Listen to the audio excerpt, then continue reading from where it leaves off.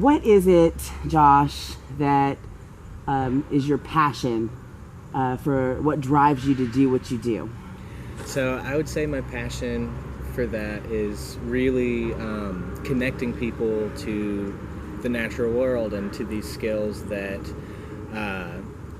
that used to be something that was so commonplace. You couldn't even say when you learned it. It was just you were brought up in it, and I feel that's something, that kind of connection to to real things has been really, it's something that we've lost, and that a lot of people are finding they're lacking out of their lives. And so that's really what's been my passion, is connecting people to these nature skills that bring you to a more intimate relationship with your surroundings and the natural world. Shut the noise off. Yeah. Shut the noise off. I like that. So what skills in particular are you most excited about, or that you're actually doing some programming on? So we just finished up a hide tanning class, actually, this past weekend.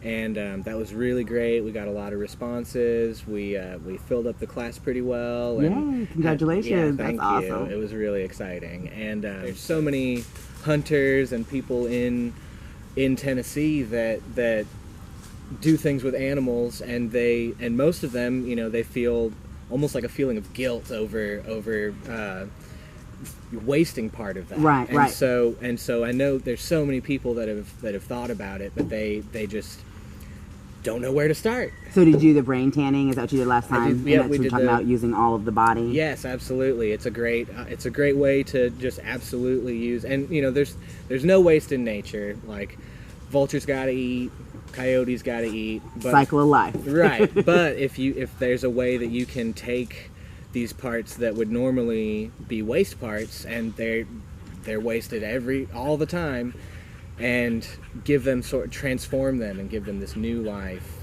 that you can use for other things. It's just it's a satisfying being a part of the skill. natural cycle. Yes. Absolutely. I also really love fire skills, and sort of just kind of changing people's relationship with fire. Mm-hmm. And that's when you guys, if you ever get a chance to see him start a fire, it is really, really, really neat experience to watch him take little bitty shavings and then turn that into a fire. Very, very cool. What other classes do you have coming up? So we're taking a break for the fall and winter. Mm-hmm. And we're going to be getting our full schedule of programming up on, I'll probably be putting that on my Facebook page, and I'll be getting my website built through the winter so that I can put all of that out on there. Okay, so we've talked a little bit about your ancient skills, so the fire and the, working with nature, but we haven't talked about your carving. So tell me a little bit about that, because I know you're quite an expert. Well, I do my best. So I'm actually kind of in the middle of sort of changing the goals of my of my business. Okay. So it's been, I basically, with my wood carving especially, I've reached a point where I either need to change my methods to ones that I don't enjoy doing, or I need to do something else and just wood carve for myself and for me to enjoy. And so because what I really enjoy about wood carving is using the tools. I do all hand tools, all hand carved everything. This is a pivot point, exactly. Right? It's a pivot point. This is a pivot point, right? And so I've been teaching more, and that's really where I'm looking at going forward is teaching. Yes, I'm going to be expanding more teaching, and still offering. I want to offer utensil carving as like a class to take. I would love to teach about getting people started to do that. Our coming year, we're going to start really strong with a big spring semester, do some foraging classes, expand our homeschool program. I'm looking at offering like an adult nature connection program as well, and I'm kind of deciding. I think we need that more than ever now. Absolutely. Sorry, I didn't mean to cut you off. No. I think that seriously, like we were already headed in this direction of healthiness, but with everything that's happened with COVID, I think it's come to the forefront that we need to get out and take care of ourselves and get our immunity as strong as we possibly can. Right, yeah, absolutely. And all of us in our ancestral roots have this background. We're literally evolved, we're adapted to be surrounded by a natural environment. It's very, it's actually relaxing to your nervous system. People forget that we are also animals. Exactly. I mean, we really have separated ourselves from them so much that we forget that we are one with them. And science is slowly catching up. There have been some really cool studies about how nature and just literally being in a natural environment, like some office spaces now are, the wall art for them is nature.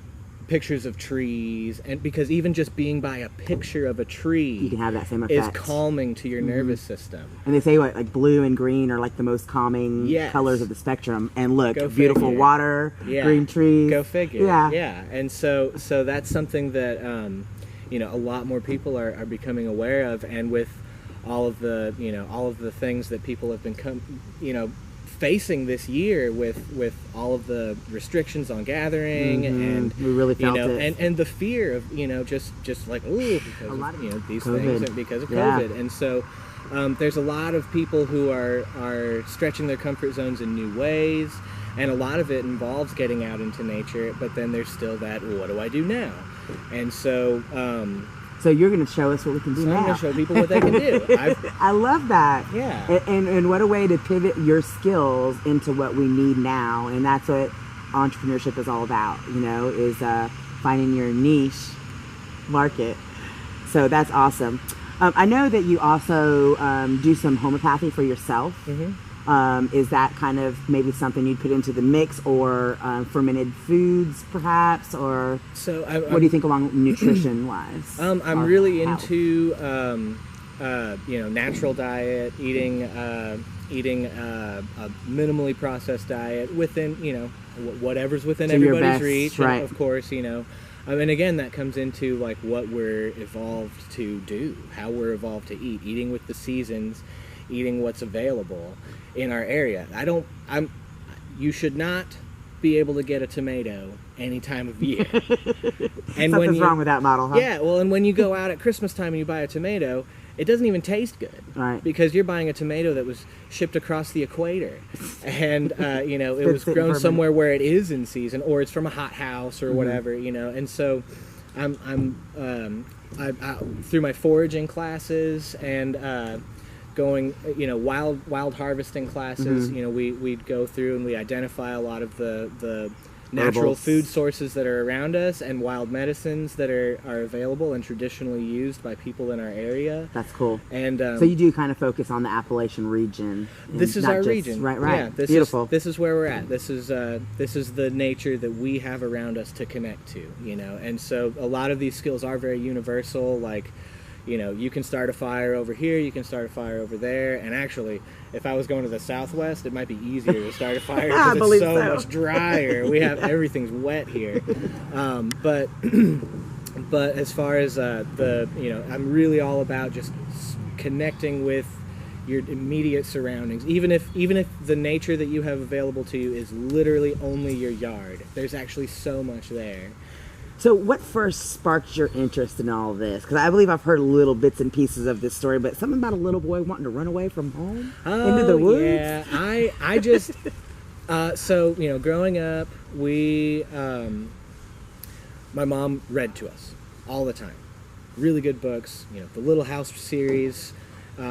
She read My Side of the Mountain, which is about a boy who runs away from home to go live in the Catskills.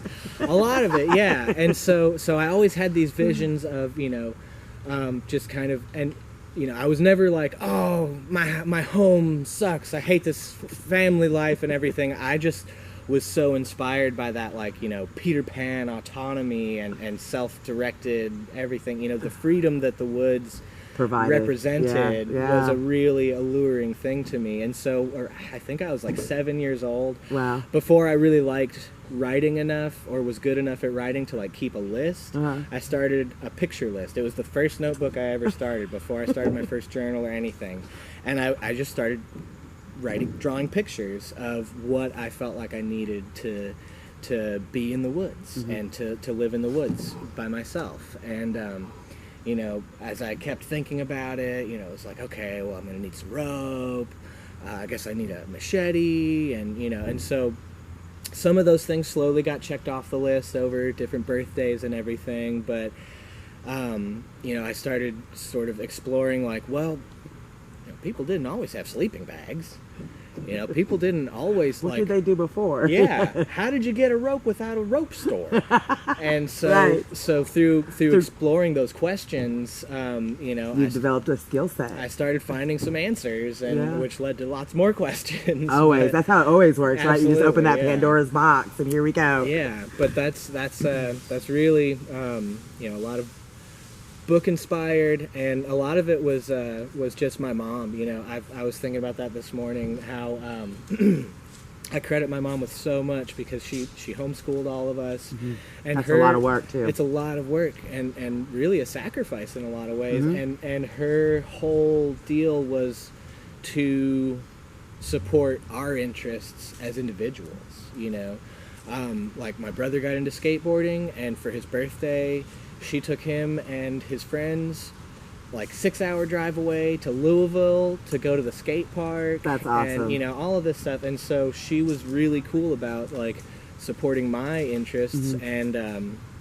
she was also, you know, she had already been kind of interested in a lot of the same things. She had some really good books on foraging and just like plant and animal ID and stuff. So the reference library was always there. Right. And then I was always able to hunt and scour, and then, you know, on my birthday I would get books that kind of supported that. That's and, awesome. And followed that interest. So, and then she took me to my first skills gathering for my, well, first she took me to a nap-in and went with me. It was the Clinch River nap-in.